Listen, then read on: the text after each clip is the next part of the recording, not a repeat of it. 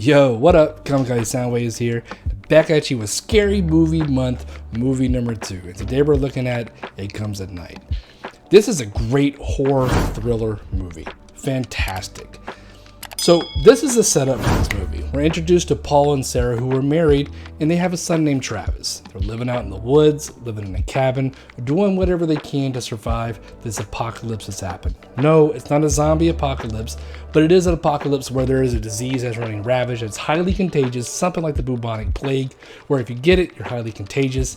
And basically, you're going to have to be dealt with, killed, and burned alive. They kind of play on that this could turn you into a zombie, but they never actually really show that. But they do kind of show that it's plausible. You know, you don't see that, but the anticipation that someone could turn is very, very interesting. Now, they're living out in the woods again, doing what they got to do to survive when their house is broken into.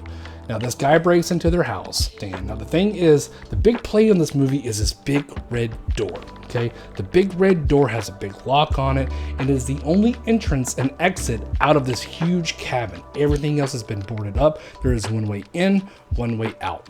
Now, Will was about to break in through the red door, but he was subdued. Paul takes Will, he ties him up, he interrogates him, finds out that Will, you know what? He's just another guy trying to survive. He has a wife and a child, just like Paul, so he plays on Paul's emotions. So, you know what? After interrogating him, Paul and Sarah sit down. They say, you know what? Maybe it's not a bad idea if we bring their family to live with us, because Will's saying that he has lots of things that could actually help them.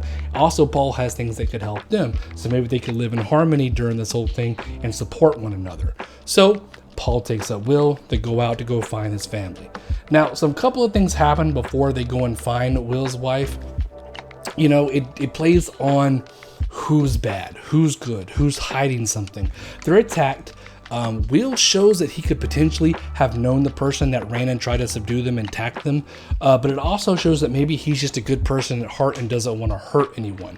So there's just a lot of those type of things that go on. Now, Will's wife and son are brought back. They bring back the things that they promised that they had. So now everything is good for a time. They're all living together, living in harmony, having fun at the dinner table. They sit down the ground rules, and they're living together. Will is teaching Paul's son a couple of things, and everything seems fine. Now, Travis, Paul's son, is very young, but he's not that young. He's around 17. And around 17, you know, in apocalypse where there's no other girls around, he starts to have some weird, it doesn't say, but it kind of shows, which I love movies that show instead of tell. He's having some interesting thoughts about Will's wife. They kind of seem like they're flirting with one another. But at the end of the day, you know, it is what it is. At the end of the day, they're still respectful and everything's happening. Now, Travis is having disgusting nightmares where they're waking him up in the middle of the night. He is having very bad visuals of him being infected, of his grandfather being infected. And it's playing on, is he having psychological problems? Maybe he's showing something that could be happening in the future. It's not really clear. Now, there is a dog in this picture, which was Travis's, Paul's son's grandfather. It was his dog. So now he has a dog. He's in love with the dog. His dog is his best friend. The dog ends up running off because he hears something in the woods and he stops barking. They can't go after him because they're not really sure what's out there. Again, it kind of hints on like there's maybe a zombie kind of apocalypse feel to this, but it never really shows you. It just kind of makes you feel if it is or if it isn't. So they all go back. They're living their thing. In the middle of the night, Travis wakes up. There's a door. The red door is open. We don't know who's come in. We don't know who's going out.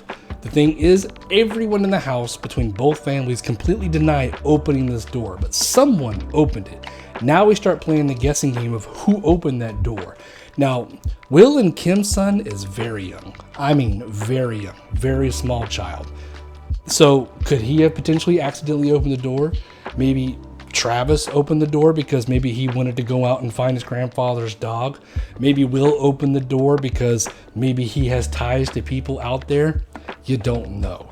And that is where the biggest buildup of the movie is. It literally leaves you on the edge of your seat the entire movie. Now, I don't want to discuss the ending.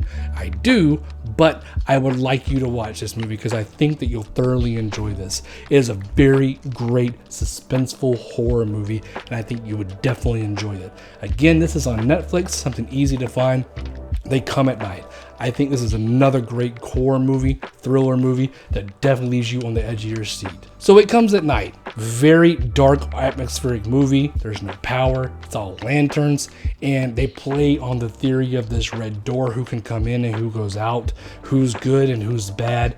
It's a great thriller and suspense that leaves you questioning to the end, who's the good guy, who's the bad guy, who did this, and who did that.